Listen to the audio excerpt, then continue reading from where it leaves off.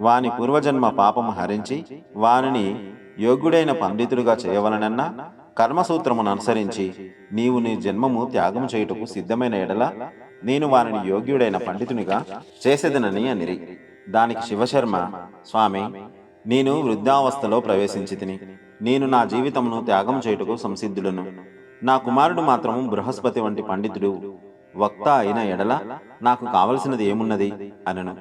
అంతటా ఘటనాఘటన సమర్థులైన శ్రీచరణులు, సరే, నీవు అనతి కాలములోనే మరణించగలవు. మరణానంతరము సూక్ష్మదేహములో దీశిలా నగరమందు నింబవృక్ష పాదమున నుండు భూగుహలో తపశ్చర్యలో కొంతకాలం ఉండెదవు. ఆ తర్వాత పుణ్యభూమి అయిన మరాఠ దేశమున జన్మనందగలవు.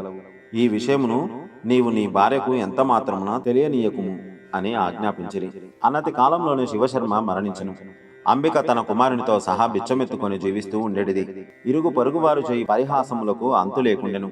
అప్రయోజకుడైన ఆ బ్రాహ్మణ బాలుడు పరిహాసములను భరించలేక ఆత్మహత్య చేసుకొనదలచి నది వైపునకు పరిగెత్తసాగిన. నిస్సహాయురాయులైన అతని తల్లి కూడా ఆత్మహత్య చేసుకొనదలచి అతని వెంట పరిగెత్తసాగెను.